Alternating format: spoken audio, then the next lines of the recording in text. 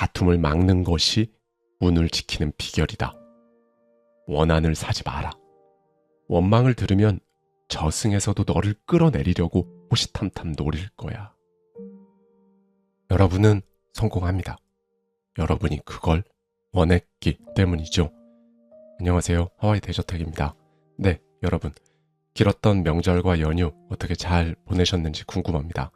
특히 이번 추석은요. 추석 당일 앞뒤로 계속 비가 내려서 이동하는 데 많이들 어려우셨을 거예요. 저 역시 그랬습니다. 이번 추석은 뭐랄까 운이 좀 없었던 걸까요? 네, 운에 대한 이야기가 나왔으니까요. 오늘은 이 운에 대한 이야기를 정말 제대로 한번 해보려고 합니다. 운이 뭘까요? 일단 운이 뭔지에 대해 이야기하기 전에요. 일단 이 운이라는 게 있다. 그러니까 실제로 존재한다라는 사실 자체를 부정하는 사람은 별로 없을 거예요. 이제 올 한 해도 2달 조금 넘게 남았을 뿐인데요. 올 한 해를 한번 돌이켜 보셨으면 좋겠어요. 여러분의 2025년은 지금까지 운이 좋았나요? 아니면 그렇지 않았나요? 자, 그럼 이쯤에서 이런 의문이 듭니다. 운이 좋은 사람은 타고나는 건가? 사주팔자, 관상 이런 것들에 의해 이미 결정되어 있는 건가? 그렇지 않은가? 오늘은요, 여러분. 자기 스스로 자기 운을 좋게 만드는 방법이 있다. 그리고 아무리 출중해도 결국 운 없이는 성공할 수 없다라고 말씀을 드릴 겁니다. 그리고 운이 들어오게 하는 방법도 분명히 있다. 그리고 심지어 저절로 운이 좋아지게 만들 수도 있다. 이 말씀을 여러분들께 드릴 건데요. 일본에서 존경받는 변호사로 무려 50년간 활동하면서요. 총 1만 명이 넘는 의뢰인을 만나면서 운이 유난히 좋았던 사람들, 또 운이 유난히 좋지 않았던 사람들을 보며 사람의 운을 읽는 사람이 된 인물이 있습니다. 바로 니시나카 스토무인데요. 그의 저서 중 제가 3년 전부터 지금까지 힘들 때마다 꺼내보는 책이 한 권 있습니다. 책, 운을 읽는 변호사. 이 책 속에 담겨있는 인사이트를 가져와서요. 저자의 시선에 저의 생각까지 더해서 운에 대해 정말 낱낱이 말씀드리도록 하겠습니다. 저는 50년 가까이 변호사로 일하며 수많은 사람의 인생을 지켜보았습니다. 담당한 민사와 형사 사건을 전부 합치면 의뢰인의 수는 1만 명 이상 되겠지요. 형사 사건도 그렇지만 민사 사건에서도 법률 상담이 필요한 경우는 대부분 인생의 중대사가 걸려 있습니다. 저는 평범한 사람이지만 변호사라는 직업의 특성상 타인의 중대사에 많이 관여하기 때문에 인생 공부만큼은 남부럽지 않게 할 수 있었습니다. 그래서 가끔 곰곰이 생각하곤 합니다. 운이라는 것은 정말 신기하구나 하고 말이지요. 1만 명 이상의 인생을 지켜본 저는 알고 있습니다. 세상에는 확실히 운이 좋은 사람과 운이 나쁜 사람이 있다는 것을요. 예를 들어 운이 나쁜 사람은 몇 번이나 똑같은 공경에 빠집니다. 제 사무실에 오는 공경에 처한 의뢰인들은 주로 재판을 통해 문제를 해결하기도 합니다. 그러나 그들은 나중에 같은 상황에 처해 다시 상담하러 옵니다. 그렇게 몇 번이나 비슷한 갈등을 반복하는 사람이 정말 많습니다. 지켜보면서 신기하다는 생각을 금치 못했지만 역시 운이 나쁘다고 밖에 할 말이 없습니다. 이런 경우가 있는가 하면 반대의 경우도 있습니다. 특별한 문제가 있어서는 아니지만 사업에 관한 법률 상담을 받으려고 사무실에 찾아오는 사람들 역시 여러 번 반복해서 사무실에 찾아옵니다. 그리고 올 때마다 회사의 규모가 커져 있습니다. 이런 경우는 운이 좋다고 할 수밖에 없습니다. 1만 명이라는 방대한 수의 의뢰인을 지켜보면서 저는 운이 좋은 사람과 나쁜 사람을 간단히 구별할 수 있게 되었습니다. 물론 운은 신비롭고 저 같은 평범한 사람은 도저히 그 진정한 이치를 깨우칠 수 없지만 수많은 인생을 지켜본 경험을 통해 몇 가지 교훈은 얻을 수 있었습니다. 운이 좋아지면 행복한 인생과 가까워집니다. 저는 여러분이 행복을 붙잡을 수 있도록 운의 신기한 부분이나 운이 좋고 나빴던 경험을 여러분께 소개하고자 합니다. 아무리 출중해도 운 없이는 성공할 수 없다. 왜 같은 유형의 사람들은 끼리끼리 모이는 걸까요? 정말 그럴까? 하고 의구심을 품는 분들도 계실지 모릅니다. 하지만 사실이에요. 저도 이런 신기한 체험을 한 적이 있습니다. 지금으로부터 약 40년 전 신출내기 변호사 시절의 일입니다. 일이 별로 없어서 솔직히 경제적으로 조금 어려웠습니다. 당시에 묘한 인연으로 알게 된 부동산 중개 일을 하는 사람이 있었는데 그가 제게 일거리를 소개해 주었습니다. 바로 소매치기의 변호였습니다. 저는 변호사니까 상대방이 범죄의 가해자건 불쌍한 피해자건 똑같이 의뢰자의 대리인으로서 변호해야 합니다. 이는 변호사의 역할이자 의무니까요. 그래서 의뢰인이 소매치기라도 마다할 이유는 없었습니다.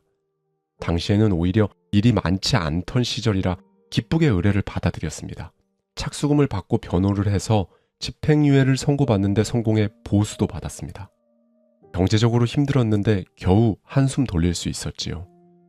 그러자 그 지인이 다음 일을 소개해 주었는데 어째서인지 또 소매치기의 변호였습니다. 그 후에도 계속해서 일을 소개해 주었지만 전부 소매치기의 변호뿐이었습니다. 정말 이상하다고 생각했어요. 알고 보니 그 사람의 정체는 부동산 중개인을 사칭한 소매치기 우두머리였습니다. 앞서 언급했듯 의뢰는 의뢰고 소매치기에게도 변호인은 필요합니다. 소매치기의 변호만 소개받았다 해도 변호사로서는 아무런 불이익이 없습니다.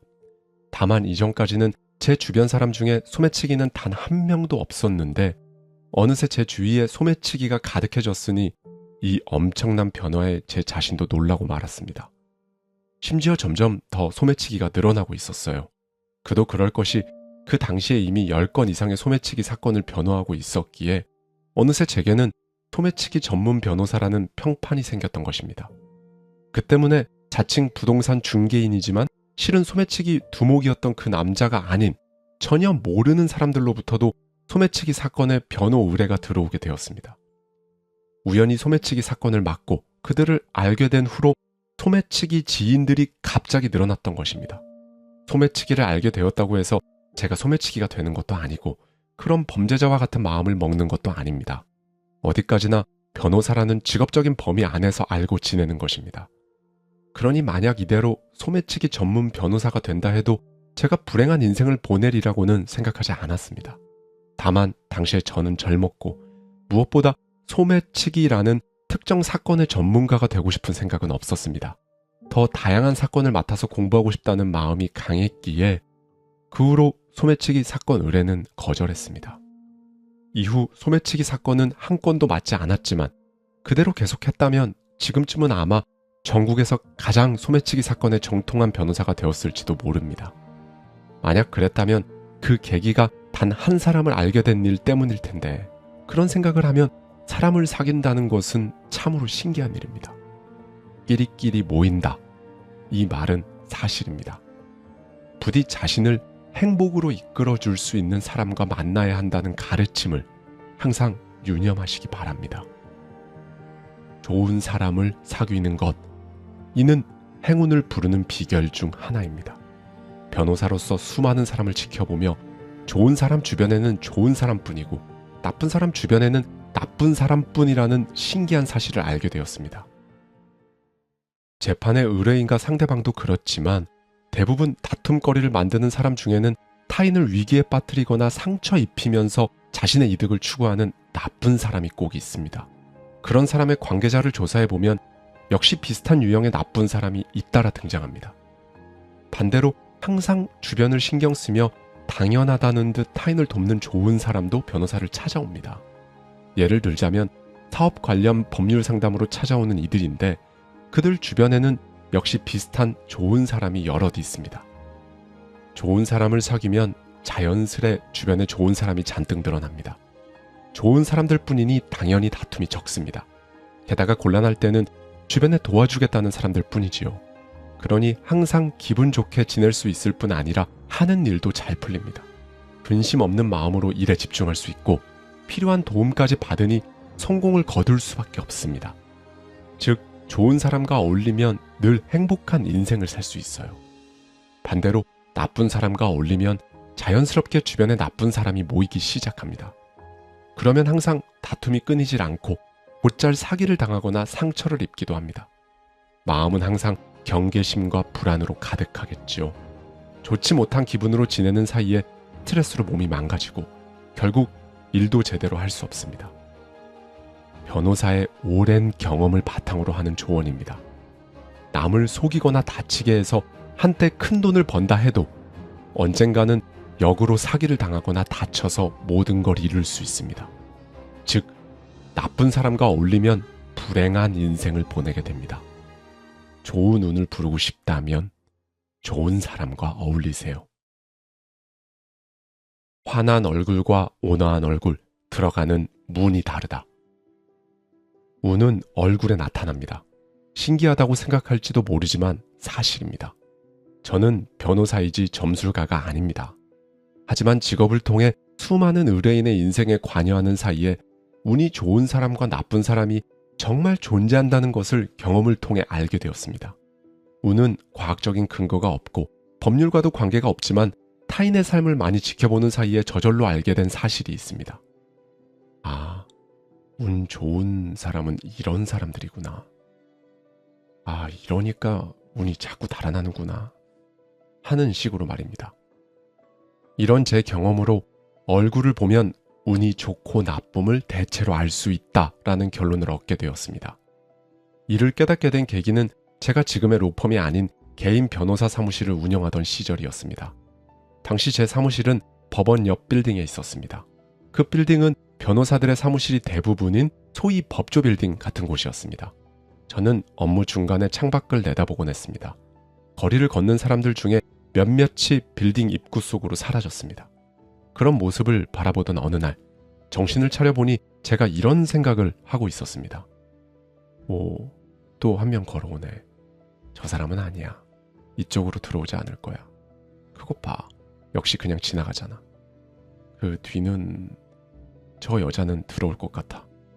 맞네. 역시 이 빌딩 손님이네. 이런 식으로 지나가는 사람이 이 빌딩으로 들어오는지 아닌지 맞춰보고 있었습니다. 휴식 중에 머리를 식히려고 시작한 일이라 맞았는지 틀렸는지는 상관없었지만 신기하게도 대부분 맞췄습니다. 그리고 나중에는 백발백중이 되었습니다. 이거 재미있네. 이번에는 옆 빌딩으로 들어가는 사람을 맞춰볼까? 옆 빌딩도 처음에는 제대로 맞추지 못했지만 계속 하다 보니 어느새 적중률이 높아졌습니다. 역시 백발백중이었습니다. 어쩐지 오싹해졌습니다. 제가 일하는 빌딩에 손님을 맞추는 것은 이해할 수 있습니다. 평소 상담하러 오는 의뢰인들을 통해 비슷한 인상착의나 분위기를 파악하고 있기 때문이죠. 그런데 옆 빌딩에 관해서는 왜 들어맞는지 알 수가 없었습니다. 생판 남인 것은 물론이고 어떤 용무로 왔는지조차 모르는데 어떻게 맞추는 건지 제 자신도 신기했습니다. 분명 무슨 이유가 있을 거라 생각하면서 한 번 더 지나가는 사람들을 바라봤습니다.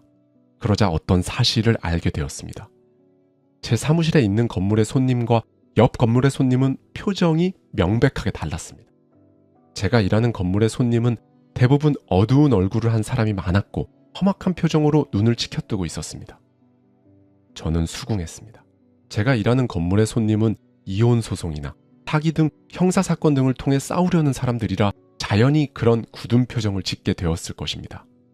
직업상 그런 사람의 마음을 잘 알기에 어두운 얼굴을 하는 것도 무리가 아니라고 생각했습니다. 그에 비해 옆 빌딩의 손님은 하나같이 온화한, 뭐라 말할 수 없는 따뜻한 표정을 지었습니다. 어떤 사람들이 그 건물로 들어가는지 궁금해서 옆 건물의 간판을 찬찬히 살펴보니 그곳은 어느 봉사활동 단체의 건물이었습니다. 역시나 남을 위해 일하려는 사람들은 마음에 여유가 있고 그래서 온화한 표정을 짓고 있었는지도 모릅니다. 제가 두 건물의 손님을 맞출 수 있었던 것은 표정의 차이를 구분했기 때문입니다. 이 발견을 한 날부터 저는 남의 표정을 주의 깊게 살피게 되었는데 온화한 표정을 한 사람은 역시 운이 좋은 인생을 살고 있었습니다. 운이 좋고 나쁨은 얼굴에 나타납니다. 저는 점술가가 아닌 변호사이지만 이 점이 사실이라는 것을 잘 알고 있습니다.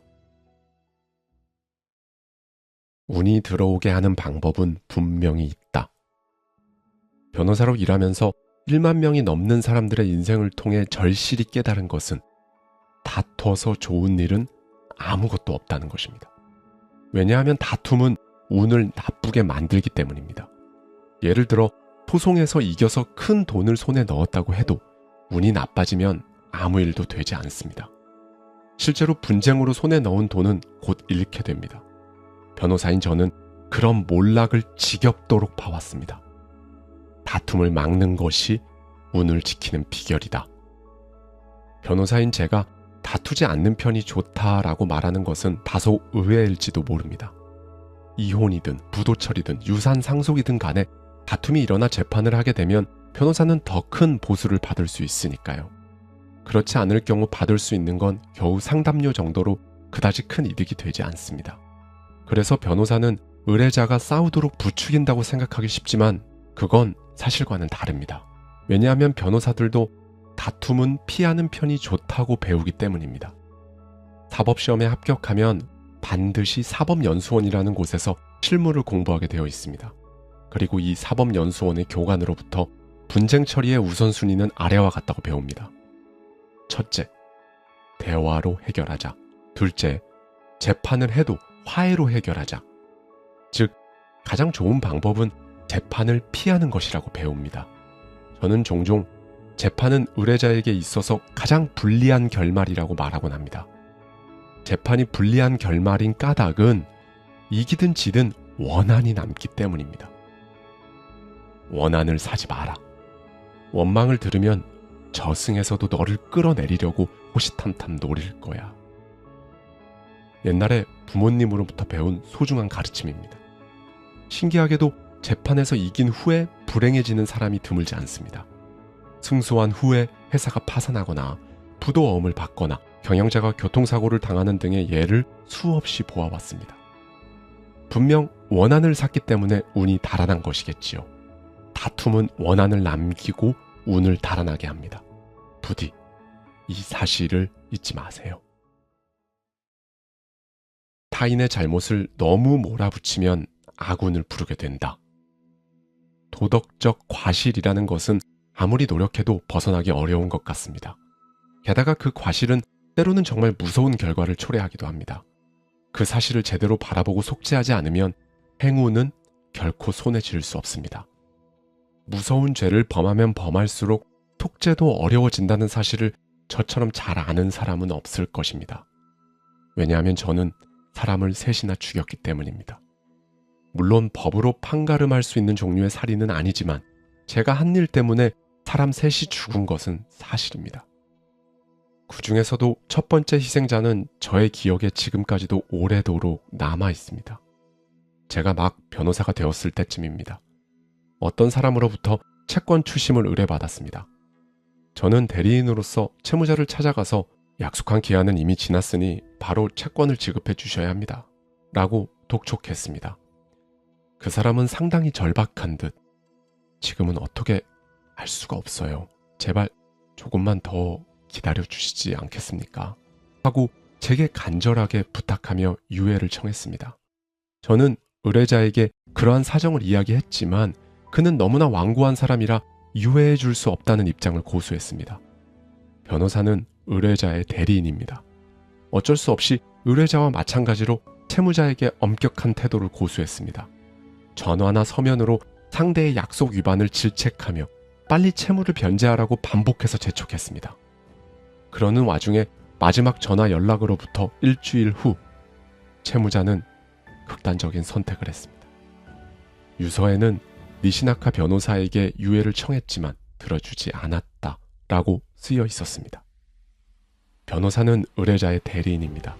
당시 저는 의뢰자가 완고하면 당연히 대리인도 완고하게 일을 처리해야 한다고 생각했습니다. 그 결과 이런 비극적인 일이 생기고 말았던 것입니다. 제가 그렇게 추궁하지 않았다면 그 사람도 죽음을 선택할 만큼 궁지에 몰리지 않았을 것입니다. 결국 저의 일처리 방식이 나빴기 때문에 채무자는 죽음을 선택한 것입니다. 제가 변호사로서 미숙한 나머지 죽지 않아도 될 사람이 죽은 것이지요. 법률적으로 아무 문제가 없다고 해도 도의적으로는 사람을 죽였다는 비난을 들어도 어쩔 수 없습니다. 지금 저는 같은 상황에 처한 젊은 변호사들에게 이렇게 이야기합니다. 강압적으로 굴면 안 돼. 돈을 안 갚겠다는 게 아니야. 기다려달라는 말을 하는 거야. 그러니까 너무 강요하지는 마. 젊은 시절에 제가 저지른 죄를 이제 막 법조인이 된 젊은 변호사들이 저지르지 않았으면 합니다. 저절로 운이 좋아지게 만들 수 있다. 은혜를 입었을 땐 전혀 다른 사람에게라도 그 은혜를 갚아라. 그 무엇이든 나를 일깨워준 가르침의 은혜는 소위 말하는 은사님에 대한 것입니다. 어쩌면 사람이 아니라 책일 수도 있겠지요. 인생을 살다 보면 여러 가지 일이 일어납니다. 다양한 지식이나 지혜, 기술이 필요하지요. 이러한 지혜를 알려준 사람이 있었기에 지금까지 살아올 수 있었던 것입니다. 도덕적 과실과 마찬가지로 이러한 은혜 역시 도덕적 부채입니다. 조금씩이지만 부채를 갚는 행동이 좋은 운을 불러줄 것입니다. 다만 은혜를 갚으려 해도 불가능할 때가 있습니다. 효도하고 싶어도 이미 부모님이 이 세상에 안 계시는 사람도 있을 것입니다. 또 책에서 배웠다면 책의 저자를 실제로 알지 못하므로 은혜를 갚는 것이 어렵거나 불가능할 수 있습니다. 그럴 때는 은혜를 베풀어준 사람에게 직접 갚는 것이 아니라 다른 사람에게 갚으면 됩니다. 누군가에게 받은 은혜를 다른 사람에게 갚으면 그 사람도 내가 아닌 다른 사람에게 은혜를 갚습니다. 그럼 그 사람은 분명 잊지 않고 또 다른 누군가에게 은혜를 갚을 것입니다. 차례차례 은혜 갚기를 하는 것, 조금씩 세상에 긍정의 에너지를 순환시킬 수 있습니다. 꼭 기억하시기 바랍니다. 은혜를 입은 사실을 잊지 않는 것, 은혜를 잊지 않는 것, 이것이 사람의 운을 바꾸는 근간입니다. 일상의 일들이 운의 바탕이 된다. 인간성 좋은 사람은 처음엔 손해보지만 나중엔 성공한다. 오늘날 일본에서는 변호사의 빈부격차가 커지고 있어서 생활조차 제대로 하지 못하는 변호사가 급증하고 있습니다. 연봉이 3천만 원인 변호사의 수가 15년간 2배로 증가했다는 통계도 있습니다. 이렇게 된 원인은 변호사의 수를 늘리려고 사법고시를 쉽게 냈기 때문입니다. 제가 사법시험에 응시한 것은 지금으로부터 50년 정도 전으로 경쟁률은 50대 1 정도였습니다. 그런데 지금은 3대 1 정도이니 예전보다 10배 이상 합격률이 높습니다. 이렇게 경쟁이 심한 시대일수록 변호사에게 중요한 것은 능력이 아닌 인간성입니다. 한때 제 사무실 소속이었던 젊은 변호사의 이야기를 하려고 합니다. 그는 몹시 예의 바른 사람이라서 의뢰인은 물론이고 상대 측 사람과 이야기할 때조차 친절하고 정중한 말투를 썼습니다. 물론 예의 바른 것이 나쁜 일이 아닙니다. 다만 의뢰자의 대리인으로서 분쟁을 해결할 때 상대방에게도 친절한 말투로 대하면 업무에 지장이 있지 않을까 걱정될 정도였습니다. 자네 그렇게 말하면 채무자에게 무시당할 거야. 일이 잘 풀리지 않는 듯해서 때때로 이런 주의를 주기도 했습니다. 그는 고치려고 노력하기도 했지만 이내 정중한 말투를 다시 사용하더군요. 그의 인간성 때문이겠거니 하고 저도 더 이상 강력하게 주의를 주지는 못했습니다. 결국 그는 제 사무실에서 4년 정도 일한 후 독립했습니다. 그 후로 2달 정도 지나자 저는 그가 어떻게 지내고 있는지 신경이 쓰였습니다. 어쨌든 젊은 변호사들이 과잉 경쟁으로 고생하는 시대입니다. 그에게 연락해 조심스럽게 요즘 어떤지 물었는데 그의 답은 의외였습니다. 걱정해 주신 덕분에 정말 순조롭습니다. 제 사무실에 있던 시절 의뢰인의 상대방이었던 사람들에게서 의뢰가 엄청나게 들어오는 듯 했습니다. 그들은 저렇게 정중하고 친절한 사람이라면 틀림없이 잘 도와줄 거야 라면서 일을 의뢰한다고 했습니다. 저는 그 이야기를 듣는 순간 납득할 수 있었습니다. 변호사는 냉정하고 무서운 태도로 법률 지식을 소위 휘두르며 자신을 추궁하러 오는 사람들밖에 없다고 생각했기 때문에 그의 태도는 더욱 강한 인상을 남겼을 것입니다. 그래서 자신에게 변호사가 필요할 때 사람들은 그를 가장 먼저 떠올리게 되었다고 합니다. 눈앞에 닥친 일에는 적합하지 않았을지 모르지만 정중하고 친절한 그 태도가 결국 그의 운을 좋게 만든 것입니다. 경쟁이 심한 시대이니만큼 그의 좋은 인간성이 더욱 돋보인 것이지요. 돈을 벌기가 어려운 시대라 해도 인간성이 좋으면 행운이 찾아옵니다. 이 사실은 변호사뿐만 아니라 이 시대의 모든 사람들이 꼭 기억해 주셨으면 합니다. 마지막으로 저는 80과 120의 법칙을 말씀드리고자 합니다. 100만큼 일하고 80만 바라면 결국 120이 들어온다는 것입니다. 요즘은 분위기가 100만큼 일하고 120이나 200을 취하려고 합니다. 그것을 당연하게 여기는 듯합니다. 일견 득 같아 보이지만 사실 그렇지 않습니다. 언젠가 다른 형태로 그 차이만큼의 여분을 갚지 않으면 안 되니까요. 그러니 눈앞의 득실보다도 좋은 기분으로 일하는 것 자체를 더 소중히 여겨야 합니다. 그러면 좋은 운을 불러들이는 결과로 이어집니다. 물론 과잉 노동을 강요하는 악덕 기업이 넘쳐나는 시대에 득실을 따지지 말고 일하자라고 하면 분노하는 사람도 있을지 모릅니다. 이처럼 회사가 이익을 얻기 위해 직원을 혹사시키는 것은 논외의 이야기입니다. 일하는 사람에게 제대로 보수를 지급하는 것은 당연합니다. 다만 제가 하고 싶은 말은 일할 때 오직 득실만 따지면 운이 달아난다는 것입니다. 만약 일 자체가 힘들면 그건 다른 문제겠지요. 어디까지나 기분 좋게 일할 수 있는 범위에서 손익은 있는 것이 중요합니다. 기분 좋게 손익을 따지지 않고 일하면 운은 분명히 좋아집니다. 손해같이 느껴지겠지만 큰 운으로 찾아옵니다. 교육 철학자인 모리 신조 선생은 인간이 일생 동안 만나야 할 사람은 너무 늦지도 빠르지도 않을 때 꼭 만날 수 있다 라는 말을 남겼습니다. 저는 현재 74세로 변호사라는 직업을 갖게 된 지도 50년 가까이나 되었습니다. 그동안 살아오며 어려운 일들을 참 많이도 만났습니다.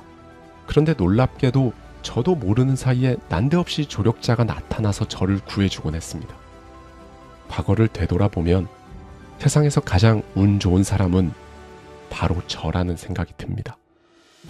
그래서 내가 운이 좋은 이유가 무엇일까 하고 항상 생각해 왔었고, 오늘 그 이야기를 여러분과 나눌 수 있어서 감사한 마음입니다.